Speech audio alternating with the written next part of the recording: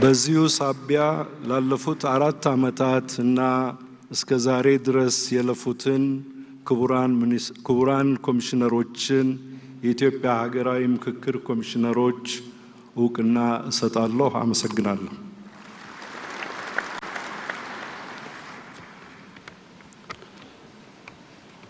አመሰግናለሁ። ኮሚሽነር አምባሳደር ማህሙድ 4 ዓመት እንዴት ረጅም ነው? እንዴትስ አጭር ነው? የተከበራችሁ በመጀመሪያ እንደምን አደራችሁ? ረጅም ጉዞ ነው የሄድነው። ዛሬ በዚህ ሂደታችን ውስጥ 11 ኮሚሽነሮች ተሰይመውልን ብዙ ትጋት፣ ብዙ ድካም ከባለሙያዎቻችን፣ ከድጋፍ ሰጪ ሰራተኞቻችን፣ ከመላው ኢትዮጵያ አመራር ከእናንተ ጋር ሆነን እዚህ ላይ ደርሰናል። ወደ መጨረሻው ላይ 2 ትልልቅ ሰዎቻችንን አጥተናል። አንደኛው እጅግ በጣም የምናከብራቸው ለሀገር ብዙ የለፉቱ በትንሹ 5 ቦታ ላይ ሚኒስትር የነበሩ የአርሶ አደሮች የአርብቶ አደሮች አጋር የነበሩቱ እና መሬት ላራሹ ሂደት ላይ የራሳቸውን አሻራ ያስቀመጡቱ ለዚህ ሀገራዊ ምክክር የዚህን ሀገራዊ ምክክርን ኃላፊነት በመሸድሚያቸው ተቀብለው እስከ መጨረሻው ሰዓት ጥቂት ሰዓታት እስኪቀራቸው ድረስ ለዚህ ሀገራዊ ምክክር ኮሚሽን ሂደት እውን መሆን የደከሙቱ አቶ ዘገየ አስፋው ናቸው። ሁለተኛው ደግሞ በሀገራዊ ምክክር ውስጥ በአማካሪ ኮሚቴ አባልነት እንዲሁ ያገለገሉት በሚገርም ሁኔታ የኮሚሽነር ዘገየ የልጅነት ጓደኛ የአንደኛ ሲ ክፍል ጓደኛቸው የነበሩት አዛዥ ይርጋ ገብሬ ናቸው። ስለዚህ በታላቅ ትህትና እነኚህን 2 ታላላቅ ሰዎች የሀገር ባለውለታዎች ኮሚሽነር ዘገየ የደከሙለትን ውርስ ያለነው ኮሚሽነሮች ተቀብለን እስከ መጨረሻው ድረስ ዳር ለማድረስ ተግተን የሚመኙትን የዛሬዋን ዕለት በመንፈስ ከኛ ጋር ይኖራሉ በሚል ሁለቱንም በታላቅ ትህትና ለ1 ደቂቃ ብድግ ብለን እንድናስታውሳቸው በትህትና ጠይቃለሁ።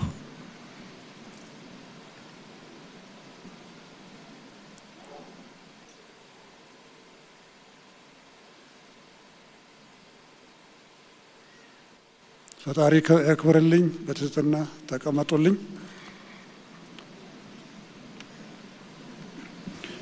ክቡር ዶክተር አብይ አህመድ የኢትዮጵያ ፌዴራላዊ ዲሞክራሲያዊ መንግስት ጠቅላይ ሚኒስትር፣ የተከበሩ አቶ ታገሰ ጫፎ የኢትዮጵያ ፌዴራላዊ ዲሞክራሲያዊ ሪፐብሊክ የሕዝብ ተወካዮች ምክር ቤት አፈ ጉባኤ፣ የተከበሩ አቶ አገኘሁ ተሻገር የፌዴሬሽን ምክር ቤት አፈ ጉባኤ፣ ክቡር አቶ ቴዎድሮስ ምህረት የፌዴሪ ጠቅላይ ፍርድ ቤት ፕሬዝዳንት፣ ክቡር ዶክተር ሙላቱ ተሾመ የቀድሞ ፕሬዝዳንት፣ እጅግ የምናከብራችሁና የምንወዳችሁ የሃይማኖት አባቶች መሪዎቻችን፣ ክቡር ምክትል ጠቅላይ ሚኒስትር ተመስገን ጥሩነህ፣ ክቡራንና ክቡራት፣ ክቡር ፊልድ ማርሻል ብርሃኑ ጁላ፣ ክቡራንና ክቡራት ሚኒስትሮች፣ የተከበሩ አምባሳደር ባንኮሌ አዴኦዬ በአፍሪካ ህብረት የፖለቲካ የሰላምና ደህንነት ጉዳዮች ኮሚሽነርና የዋና ኮሚሽነሩ የዕለቱ ተወካይ የኔ ማለት አይደለም፣ የተከበሩ ቺፍ ኦሉሴጉን ኦባሳንጆ የቀድሞ የናይጄሪያ ፕሬዝዳንትና የአፍሪካ ቀንድ የአፍሪካ ህብረት ልዩ መልእክተኛ፣ ክቡር ዶክተር ወርቅነህ ገበየሁ የኢጋድ ዋና ጸሐፊ፣ የሰላምና የደህንነት ከፍተኛ አመራሮች፣ የተከበራችሁ የሀገር ሽማግሌዎች፣ አባ ገዳዎች፣ ሀደ ስንቄዎች፣ እናቶች፣ ወጣቶች፣ አምባሳደሮችና የዓለም አቀፍ ማህበረሰብን የወከላችሁ ተሳታፊዎች፣ ክቡራትና ክቡራን፣ ከመላው ሀገራችንና ባህርን የብስን አቋርጣችሁ የተገኛችሁ የጉባኤው ተሳታፊዎች፣ ጥሪ የተደረገላችሁ እንግዶች፣ በመጀመሪያ እንኳን ለዚህ ታሪካዊና ትውልድ ተሻጋሪ ለሆነው የኢትዮጵያ ሀገራዊ ጉባኤ መክፈቻ መርሃ ግብር በሰላም አደረሳችሁ። እንኳን ወደ ኢትዮጵያ ሀገራዊ ምክክር ጉባኤ በደህና መጣችሁ። ክቡራትና ክቡራን፣ ዛሬ በዚህ አዳራሽ የተሰባሰብነው በታሪክ ምዕራፍ ላይ ስፍራን ለሚይዝ ታላቅ ጉዳይ ነው። ሕፃናቶቹም ታሪክን እንስራ ብለውናል። ይህ ጉባኤ የሀገራችንን የፖለቲካና የማህበራዊ ጉዞ አቅጣጫ የሚያቀና፣ ለቀጣዩ ትውልድ ጠንካራና አስተማማኝ ሀገር ለመገንባት የሚያስችል አዲስ የታሪክ ምዕራፍ የሚከፍት ነው። ክቡር ጠቅላይ ሚኒስትር፣ ክቡራትና ክቡራን፣ ሀገራችን ኢትዮጵያ የረጅም ዘመን ታሪክ የሚያኮሩ ባህሎች፣ የብዝሃነት ውበት ቅድም እንዳስተዋልነው ባለቤት ብትሆንም ይህንን ታላቅነቷን በዘላቂነት ለማስቀጠል እንቅፋት በሆኑ በርካታ የሀሳብ ልዩነቶችና አለመግባባቶች ውስጥ ማለፏ አይካድም። የቅድሙን ቋጠሮ ልብ ይሏል። እነዚህ የተከማቹና ለዘመናት የዘለቁ የፖለቲካና የስርዓት ጥያቄዎች፣ በመካከላችን የሚታዩ አለመግባባቶችና ቅራኔዎች ዛሬም ድረስ የዜጎችን ሰላምና የሀገር አንድነትን እየፈተኑ ይገኛሉ። የሀሳብ ልዩነት በራሱ ችግር አይደለም። የተለያዩ አመለካከቶች የማንነታችንና የዲሞክራሲያዊ ሕይወታችን አካል ናቸው፣ ውበትም ናቸው። ችግር የሚሆነው እነዚህን ልዩነቶች በምክክር ፋንታ በግጭት፣ በመገለልና በኩርፊያ ወይም በኃይል ለመፍታት ሲሞከር ነው። ክቡራትና ክቡራን፣ እነዚህን ስር የሰደዱ ችግሮቻችንን በኃይል፣ በጊዜያዊ ማስታገሻዎች ወይም በአግላይ ሂደቶች በዘላቂነት መፍታት እንደማይቻል ታሪካችን አስተምሮናል። መፍትሄው አንድና አንድ ብቻ ነው። ይኸውም ታማኝ፣ አካታች፣ ግልጽና ሳይንሳዊ የሆነ ሀገራዊ ምክክር ማካሄድ። ምክክር ማለት ብዝሃነታችንን የምናጠፋበት ሳይሆን ልዩነቶቻችንን በሰለጠነ መንገድ ይዘን በጋራ መኖር የምንችልበትን ስርዓት የምንዘረጋበት መድረክ ነው።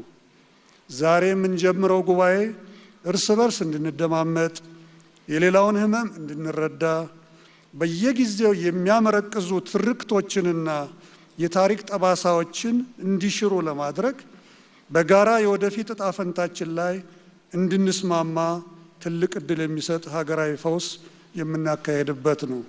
ክቡር ጠቅላይ ሚኒስትር፣ የተከበራቸው የጉባኤው ተሳታፊዎች፣ የኢትዮጵያ ሀገራዊ ምክክር ኮሚሽን ከተቋቋመበት ጊዜ ጀምሮ ይህንን ታላቅ ሀገራዊ ኃላፊነት ከዳር ለማድረስ በርካታ ፈታኝና ውስብስብ የዝግጅት ስራዎችን ሲያከናውን ቆይቷል።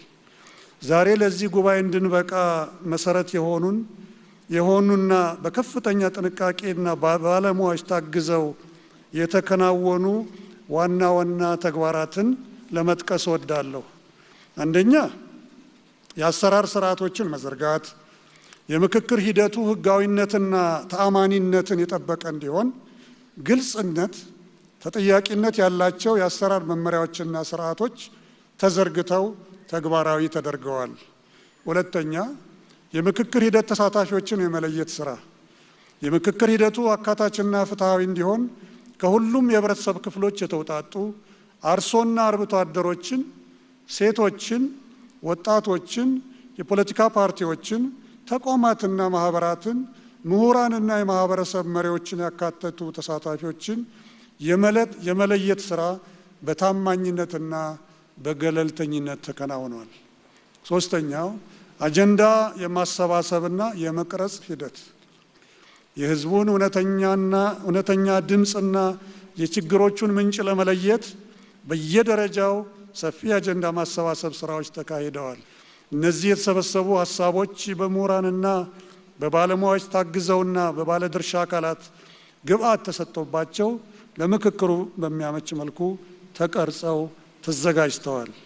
አራተኛ ግንዛቤ መፍጠር ስራዎች ህብረተሰቡ ስለ ሀገራዊ ምክክሩ ምንነት፣ አስፈላጊነትና ግብ ትክክለኛ ግንዛቤ እንዲኖረውና የሂደቱ ባለቤት መሆኑን እንዲረዳ ሰፊ የማንቃትና የማስተማር ስራዎች በመላው ኢትዮጵያ ተከናውነዋል። ክቡራትና ክቡራን፣ ይህ ዛሬ የምናስጀምረው ጉባኤ ከነዚህ ሁሉ ጥንቃቄ የተሞላባቸው መሰረቶች ላይ የቆመ መሆኑን ስገልጽ በከፍተኛ ደስታና ታላቅ ኩራት ነው። ክቡራትና ክቡራን፣ በዚህ ታሪካዊ ሀገራዊ ምክክር ጉባኤ የምንጠብቃቸው ውጤቶች ታላላቅ የሀገራችንን የወደፊት ዕጣ ፈንታ የሚወስኑ ናቸው። ከዚህ ሂደት ማግስት በመሰረታዊ የሀገር ግንባታ ጉዳዮች ላይ ሀገራዊ መግባባት ይጠበቅብናል። ለዘመናት ሲያጋጩን በኖሩና ዛሬም እያጋጩን ያሉ ጉዳዮች ላይ የጋራ መፍትሄ በማስቀመጥ ዘላቂ ሰላምና መረጋጋትን እንድናሰፍን ህፃናቶቹ ቅድም ጠይቀውናል። በዜጎችና በመንግስት እንዲሁም በልዩ ልዩ የፖለቲካ ኃይሎች መካከል አዲስና ጠንካራ እምነት እንድንገነባ ይጠበቃል። ከሁሉ በላይ ወደፊት ለሚገጥሙን ማናቸውንም የሀሳብ ልዩነቶችና ለመግባባቶችን በጠረጴዛ ዙሪያ ለመፍታት የውይይትና የምክክር ባህልን በምንወዳት ሀገራችን ኢትዮጵያ መትከል ይጠበቅብናል። በመጨረሻም ይህ የምክክር ስኬት ማማ ላይ ሊደርስ የሚችለው በዚህ የጉባኤ አዳራሽ ውስጥ ባላችሁትና በውጭ ሆኖ በጉጉት በሚጠብቀን መላው የኢትዮጵያ ሕዝብ ጸሎትና ዱዓ፣ ልባዊ ተሳትፎና ቁርጠኝነት ብቻ ነው። ሁላችንም ከጠበበ የቡድን ወይም የግል ፍላጎት ወጥተን ለሀገር ሰላምና ለቀጣዩ ትውልድ ዕጣ ፈንታ ስንል በቅንነት፣ በወደ ሰፊነት፣ በሀቀኝነት እንድንመክር ጥሬን በአክብሮት አቀርባለሁ። ክቡራትና ክቡራን፣ በዚህ የምክክር ሂደት ያለንበትን ቀይ ሳይሆን ትልቋን እምዬ ወይም አዴ ኢትዮጵያን ማዕከል እንድናደርግ አሁንም በታላቅ ትህትና እመክራለሁ። የጉባኤያችን ዋዜማ በብዙ ስሜቶች የታጀበ ነው። እግዚአብሔርም ፈጣሪም እየባረከን ይመስለኛል። ይህንን የምልበት የቅድመ ዝግጅት ላይ በምናደርግበት ጊዜ 3 ሰዎች የጤና እክል ደርሶባቸው ነበር እና 3ቱም በጥሩ ሁኔታ ወጡ። በተለይ አንደኛው እጅግ በጣም የሚያሰጋ ነበር። ከፍተኛ የሆነ የልብ መደፈን ችግር ደርሶባቸው በአስቸኳይ ጥቁር አንበሳ ሄደው እዛ የሚደረገውን እንደው በቀላል ቋንቋ ቀዶ ሕክምና ተደርጎላቸው ድነው አሁን ከ3 ቀን በኋላ ይህን ስብሰባ ይካፈላሉ። ሌላው ደስ የሚለው ነገር ደግሞ አንዷ እህታችን ቀድሞ ከሲዳማ የመጡ ናቸው። ሌላዋ ደግሞ ከጋምቤላ ድረስ መጥተው እዚህ አዲስ አበባ ላይ ሲሳተፉ ምጥ ሴት ናቸው። ምጥ መጥቶባቸው ዘውዲቱ ሆስፒታል ገብተው ምን የመሰለ ሸጋ ወንድ ልጅ ወልደዋል። እንግዲህ የከተማዋ ከንቲባ የአራስ ጥሪ ይጠበቅቦታል። እንኳን ደስ ያለን። ለዚህ ጉባኤ መሳካት ሌትና ቀን ለደከማችሁ የኮሚሽኑ 11 ኮሚሽነሮች፣ የአማካሪ ኮሚቴ አባላት፣ የተቋሙ ባለሙያዎችና ድጋፍ ሰጪ ሰራተኞች በሙሉ በዚህ በታላቅ ጉባኤ ፊት ላለፉት 4 ዓመት በጋራ አብረን የራሳችን ብለን ስለደከምን ከፍ ያለ አክብሮቴንና ምስጋናዬን አቀርባለሁ።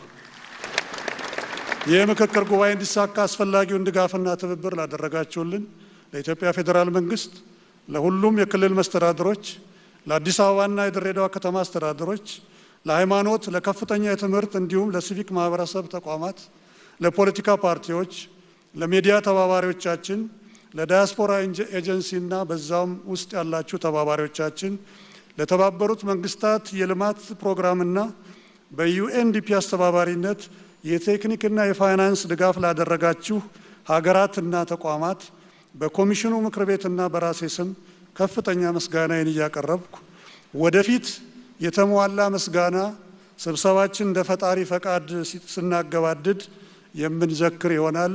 ይሄ ቀብድ ነው። ከሁሉ በላይ እምነትና ተስፋቸውን ጥለውብን ሙሉ ድጋፍ ላደረጉልን የኢትዮጵያ ሕዝቦችና ይህን ስኬት እንድናስመዘግብ የረዳንን ፈጣሪያችንን ከልብ እንዳመሰግን ይፈቀድልኝ። የኢትዮጵያ ሀገራዊ ምክክር ጉባኤ በይፋ መከፈቱን ሳበስርም በታላቅ ደስታ ነው። የኢትዮጵያ የጋራ የወደፊት ጉዞ በምክክር በመተማመንና በመግባባት እንገንባ። ኢትዮጵያ በልጆቿ ምክክርና አንድነት ጸንታ ለዘላለም ትኑር። አመሰግናለሁ። ከዚህ ቀጥዬ ክቡር ዶክተር አብይ አህመድ የኢትዮጵያ ፌዴራላዊ ዲሞክራሲያዊ ሪፐብሊክ መንግስትን ጠቅላይ ሚኒስትርን ወደዚህ መጥተው መልእክታቸውን እንዲያስተላልፉ በታላቅ ትህትና ጠይቃለሁ።